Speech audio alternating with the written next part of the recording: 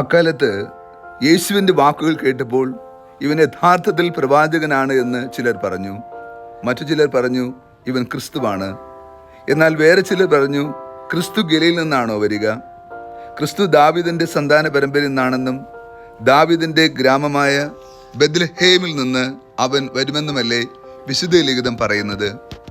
അങ്ങനെ യേശുവിനെ കുറിച്ച് ജനങ്ങൾക്കിടയിൽ ഭിന്നതയുണ്ടായി. ചിലർ അവനെ ബന്ധിക്കുവാൻ ആഗ്രഹിച്ചു, എന്നാൽ ആരും അവൻ്റെ മേൽ കൈവച്ചില്ല. സേവകന്മാർ തിരിച്ചു ചെന്നപ്പോൾ പുരോഹിത പ്രമുഖന്മാരും ഫരിസേയരും അവരോട് ചോദിച്ചു, എന്തുകൊണ്ടാണ് നിങ്ങൾ അവനെ കൊണ്ടുവരാത്തത്? അവർ മറുപടി പറഞ്ഞു, അവനെപ്പോലെ ആരും ഇതുവരെ സംസാരിച്ചിട്ടില്ല. അപ്പോൾ ഫരിസേയർ അവരോട് ചോദിച്ചു, നിങ്ങളും വഞ്ചിതരായോ? അധികാരികളിലോ ഫരിസേയരിലോ ആരെങ്കിലും അവനിൽ വിശ്വസിക്കുന്നുണ്ടോ? നിയമം അറിഞ്ഞുകൂടാത്ത ഈ ജനം ശപിക്കപ്പെട്ടതാണ്.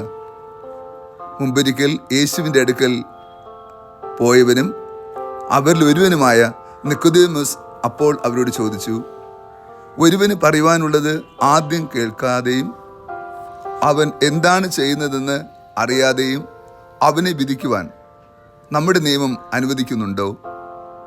അവർ മറുപടി പറഞ്ഞു, നീയും ഗലീലയിൽ നിന്നുള്ളവനാണല്ലോ.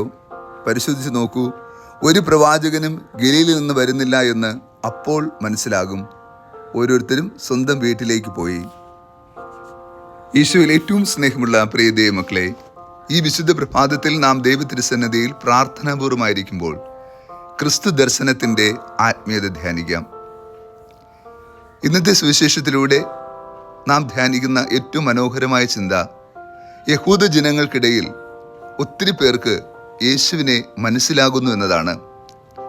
യേശു യഥാർത്ഥത്തിൽ ക്രിസ്തുവാണെന്നും വരുവാനിരിക്കുന്ന മിശിഹായാണെന്നും ജനങ്ങളുടെ ഇടയിൽ സംസാരമുണ്ടാകുന്നു. എന്നാൽ പുരോഹിത പ്രമുഖന്മാരും ഫരിസേയരും നിയമമറിയുന്ന നിയമജ്ഞരും അത് നിഷേധിക്കുകയാണ്. മറ്റുള്ളവർക്ക് ക്രിസ്തുവിനെ മനസ്സിലാവുകയും അധികാരികൾക്ക് ക്രിസ്തുവിനെ മനസ്സിലാകാതിരിക്കുകയും ചെയ്യുന്ന ഒരു ദുരനുഭവമാണ് ഇന്നത്തെ സുവിശേഷത്തിലെ ആദ്യ ഭാഗം. നോക്കൂ, ക്രിസ്തുവിനെ ഹൃദയത്തിൽ സ്വീകരിക്കുവാൻ മനസ്സാകാതെ നിയമത്തിൻ്റെയും അവരുടെ ഹൃദയ കാഠിന്യത്തിൻ്റെയും കാരണത്താൽ ക്രിസ്തുവിനെ നിരാകരിക്കുകയാണ്, അഥവാ രക്ഷയെ നിഷേധിക്കുകയാണ്. ഒരു വ്യക്തിയെ അംഗീകരിക്കുക, ആ വ്യക്തി ആയിരിക്കുന്നത് പോലെ ഉൾക്കൊള്ളുക എന്നത് ഒരു നല്ല നന്മയുടെ പ്രതീകമാണ്. ക്രിസ്തു ഇത്രയേറെ നന്മ ചെയ്തിട്ടും അവിടെ ഇടയിൽ സുപ്രധാനമായ മാറ്റങ്ങൾ വരുത്തിയിട്ടും അവർക്ക് ക്രിസ്തുവിനെ ഉൾക്കൊള്ളുവാൻ കഴിയാതെ പോകുന്നു. ക്രിസ്തു ദാവീദിന്റെ വംശത്തിലും ബെത്ലഹേമിലും പിറക്കുമെന്നും രക്ഷയുടെ മഹത്വം ബെത്ലഹേമിൽ നിന്നായിരിക്കുമെന്നും അവരുടെ ഗ്രന്ഥങ്ങളിൽ എഴുതപ്പെട്ടിട്ടുള്ളത് അവർ മനസ്സിലാക്കിയിട്ടും അവർ യേശുവിനെ ഉൾക്കൊള്ളുകയോ അംഗീകരിക്കുകയോ ചെയ്യുന്നില്ല. യേശുവിനെ നിരൂപാധികം തിരസ്കരിക്കുവാൻ അവർ പരിശ്രമിക്കുന്നു. ഇന്നും ഈ കാലഘട്ടത്തിലും അപരൻ നന്മയാണെന്നും അവൻ പറയുന്നതിലും പ്രവർത്തിക്കുന്നതിലും നന്മയുണ്ട് എന്ന് തിരിച്ചറിഞ്ഞിട്ടും അവരെ ഉൾക്കൊള്ളാൻ കഴിയാത്ത ദുരനുഭവമുണ്ട്. ക്രിസ്തു ആ ദുരനുഭവത്തിലൂടെ നമുക്ക് മുൻപേ കടന്നു പോവുകയായിരുന്നു. ക്രിസ്തുവിനെ കുറിച്ച് പല അഭിപ്രായങ്ങളും ഉണ്ടായിരുന്നു. അവൻ ദൈവപുത്രനാണെന്നും പ്രവാചകനാണെന്നും വരുവാനിരിക്കുന്ന മിശിഹായാണെന്നും ലോകത്തിൻ്റെ രക്ഷകനാണ് എന്നും ദൈവപുത്രനാണ് എന്നുമൊക്കെ. എന്നാൽ അത് ഉൾക്കൊള്ളുവാനോ അംഗീകരിക്കുവാനോ പ്രമുഖർക്ക് സാധ്യമാകാതെ പോകുന്നു.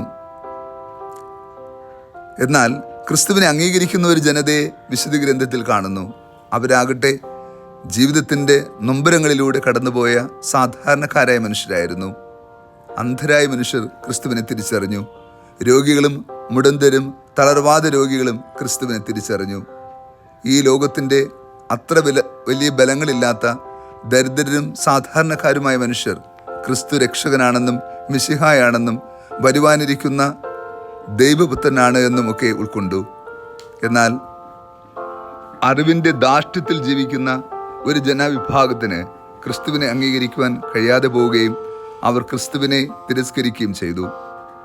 നമുക്കും ക്രിസ്തുവിനെ ഉൾക്കൊള്ളണമെങ്കിൽ ഒരു ലാളിത്യത്തിൻ്റെ ആത്മീയത ആവശ്യമാണ്. നമ്മുടെ ജീവിതത്തിൽ ക്രിസ്തു ഇടപെട്ട വഴികളും ക്രിസ്തുവിലൂടെ നാം സ്വീകരിച്ച നന്മകളും ഉൾക്കൊണ്ടുകൊണ്ട് ക്രിസ്തുവിനെ രക്ഷകന നാഥനുമായ ജീവിതത്തിൽ ഏറ്റുപറയുവാനും ആ കൃപയിൽ നിലകൊള്ളുവാനും ഈ കാലഘട്ടത്തിൽ നമ്മൾ പരിശ്രമിക്കണം. പരിശുദ്ധമായ തപസ്സുകാലം ക്രിസ്തുവിനെ ലോകത്തിന് വെളിപ്പെടുത്തുവാനുള്ള കാലഘട്ടം കൂടിയാണ്. നമ്മുടെ ജീവിതം കൊണ്ട് ബലഹീനരിലും ദരിദ്രരിലും ആലംബഹീനരിലും ക്രിസ്തുവിനെ ദർശിക്കുവാൻ ഈ കാലഘട്ടത്തിൽ നമുക്ക് സാധ്യമാകണം. സത്യത്തിൽ പരിശുദ്ധമായ തപസ്സുകാലം നമ്മെ ക്ഷണിക്കുന്നതും അപ്രകാരമുള്ള ഒരു ആത്മീയതയിലേക്ക് കൂടിയാണ്. നമ്മുടെ മുമ്പിൽ കണ്ടുമുട്ടപ്പെടുന്ന ഓരോ ചെറിയ മനുഷ്യരിലും ക്രിസ്തുവിൻ്റെ സമ്പൂർണ്ണ സ്നേഹത്തിൻ്റെ ബലമുണ്ടെന്ന് തിരിച്ചറിയുവാനും അങ്ങനെ ക്രിസ്തു സാക്ഷികളായി തീരുവാനും ഈ ദിനം നമുക്കും പ്രാർത്ഥിക്കാം. കർത്താവ് നിങ്ങളോട് കൂടെ. സർവശക്തനായ ദൈവം പിതാവും പുത്രനും പരിശുദ്ധാത്മാവും നമ്മെ ഏവരെയും സമൃദ്ധമായി അനുഗ്രഹിച്ച് ആശീർവദിക്കുമാറാകട്ടെ. ആമേൻ.